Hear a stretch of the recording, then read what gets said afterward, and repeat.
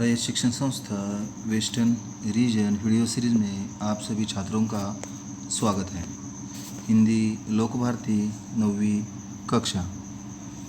नमस्ते बच्चों, आज हम गद्य पाठ दूसरा बिल्ली का बिलंगुड़ा राजेंद्र लाल हंडा जी का यह पाठ देख रहे हैं। इसके पहले चरण में हमने देखा था, पहले परिच्छेद में हमने देखा है लेखक और बिल्ली चूहों से तंग आ गए थे।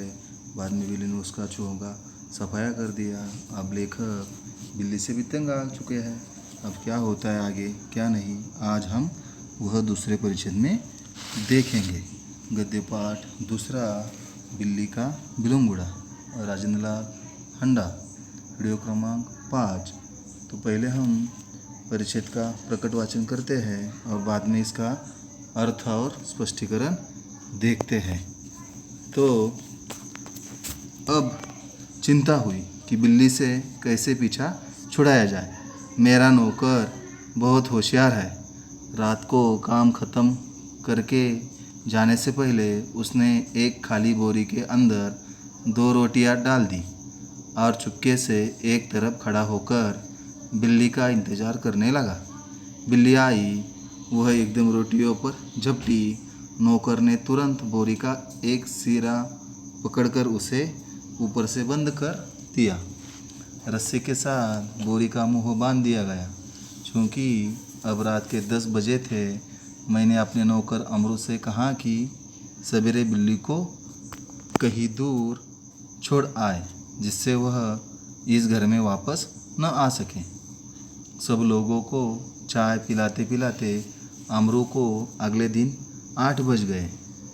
मैंने याद दिलाया कि उसे बिल्ली को भूली भटियारिन की तरफ छोड़ कर आना है। बोरी कंधे पर लटकाए अमरू चल दिया। बात आ गई। मैं हजामत और स्नान में आदि में व्यस्त हो गया, क्योंकि 9:30 बजे दफ्तर जाना था। गुसल खाने में मुझे जोर का शोर सुनाई दिया। मैं नहाने में व्यस्त था और कुछ गुनगुना रहा था, इसलिए मेरा ध्यान उधर नहीं गया। 2 मिनट के बाद ही फिर शोर हुआ। इस बार मैंने सुना कि मेरे घर के सामने कोई आवाज़ लगा रहा है। आपका नौकर पकड़ लिया गया। अगर आप उसे छुड़ाना चाहते हो तो छप्पर वाले कुएं पर पहुंचिए। मैं हैरान हुआ कि क्या बात है। समझा शायद अमरू किसी साइकिल से टकरा गया हो, शायद साइकिल वाले का कुछ नुकसान हो गया हो और उसने अमरू को उधर पकड़ा हो। रही आदमी इकट्ठे होने की बात, यह काम दिल्ली में मुश्किल नहीं और फिर करोल बाग में तो बहुत आसान है, जहाँ सैकड़ों आदमियों को पता ही नहीं कि वे किधर जाए और क्या करें। खैर, उधर ही जा रहा था मैं कि रास्ते में खाली बोरी लटकाया अमरू आता हुआ दिखाई दिया। वह खूब खिलखिलाकर हंस रहा था। उसे डांटते हुए मैंने पूछा, अरे क्या बात हुई? तूने आज सुबह सुबह ही क्या गड़बड़ की जो इतना शोर मचा और मोहल्ले के लोग तुझे मारने को दौड़े? तो बच्चों, यहाँ तक का ये परिच्छेद था, उसका प्रकट वचन हमने किया है। बिल्ली का बिलंगुड़ा यह गद्य पाठ देख रहे हैं। राजेंद्र लाल हंडा जी हमसे कहना चाहते हैं कि अब चिंता हुई कि बिल्ली से कैसे छुटकारा पा जाए। बिल्ली हमेशा तंग करती थी, कुछ खाती थी अच्छा वगैरह, कुछ बात करती थी, कुछ खाना पीना हजम करती थी। तो लेखकों को लगा कि शायद हम इससे कैसे पीछा छुड़ाया जाए, कैसे छुटकारा पाया जाए। लेखक का नौकर बहुत होशियार था और अमरू बहुत लेखक का नौकर है, बहुत होशियार था। रात को काम ख़त्म करने से पहले उसने एक खाली बोरी के अंदर 2 रोटियां डाली। 2 रोटियां डालकर चुपके से एक तरफ खड़ा होकर बिल्ली का इंतज़ार करने लगा। बिल्ली आई, वह एकदम रोटियों पर झपटी। नौकर ने तुरंत बोरी का एक सिरा पकड़कर उसे ऊपर से बंद कर दिया। रस्सी के साथ बोरी का भी मुंह बांधा दिया गया।